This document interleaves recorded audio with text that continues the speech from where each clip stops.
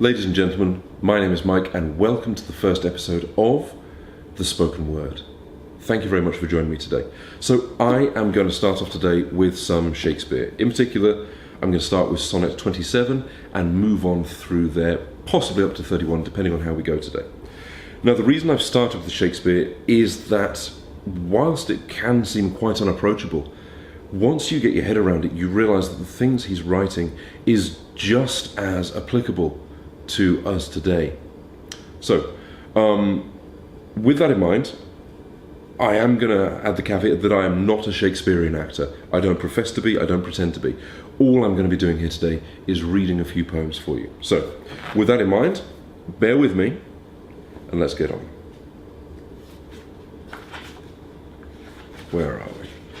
Sonnet 27. Weary with toil, I haste me to my bed, the dear repose for limbs with travel tired. But then begins a journey in my head, to work my mind when body's work's expired. For then my thoughts, from far where I abide, intend a zealous pilgrimage to thee, and keep my drooping eyelids open wide, looking on darkness which the blinds do see. Save that my soul's imaginary sight presents thy shadow to my sightless view, which, like a jewel hung in ghastly night, makes black night beauteous and her old face new. Lo, thus, by day my limbs, by night my mind, for thee and for myself no quiet find. 28. How can I then return in happy plight, that I am debarred the benefit of rest, when day's oppression is not eased by night, but day by night and night by day oppressed?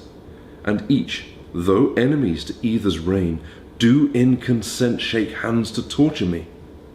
The one by toil, the other to complain how far I toil, still farther off from thee. I tell the day, to please him, thou art bright, and dost him grace when clouds do blot the heaven. So flatter I the swart-complexioned night, when sparkling stars twine not, thou gilt'st the even. But day doth daily draw my sorrows longer, and night doth nightly make grief's length seem stronger. 29.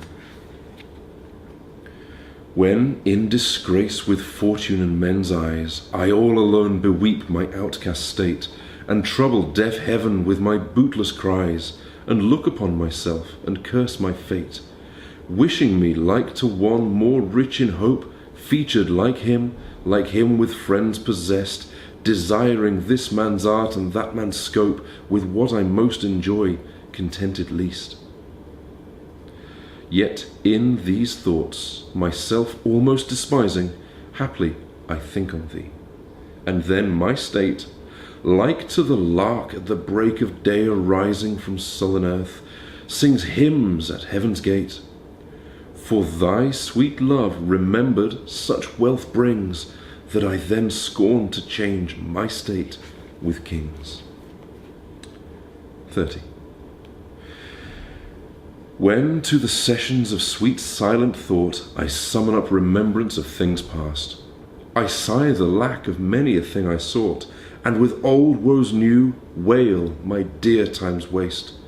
Then can I drown an eye unused to flow for precious friends hid in death's dateless night, and weep afresh love's long since cancelled woe, and moan the expense of many a vanished sight.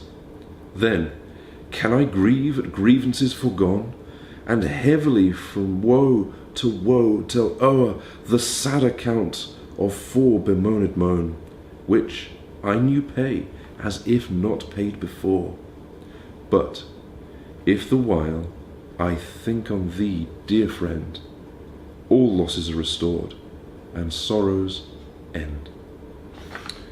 Okay, so I'm going to finish today on Sonnet 31. Thy bosom is endeared with all hearts, which I, by lacking, have supposed dead. And there reigns love, and all love's loving parts, and all those friends which I thought buried. How many a holy and obsequious tear hath dear religious love stolen from mine eye, as interest of the dead, which now appear but things removed that hidden in thee lie. Thou art the grave where buried love doth live, hung with the trophies of my lovers gone, who all their parts of me to thee did give. That due of many now is thine alone.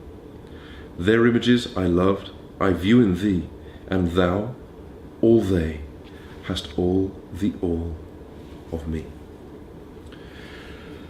So, I'm going to leave it there today for the poems. I may have rushed through that a little bit there in a few little bits, but hopefully with practice things will improve. With that said, I hope you enjoyed it. If you have any questions, queries, comments, any feedback for me at all, any guidance for me at all, if you have any favourite poems you would like me to read, or even if you have written a poem yourself, if I can, I'll try and read it here on the channel. Otherwise, ladies and gentlemen, once again, thank you for joining me here today. Hopefully I'll see you again at the next one, and we will continue our journey. Ladies and gentlemen, thank you, and good night.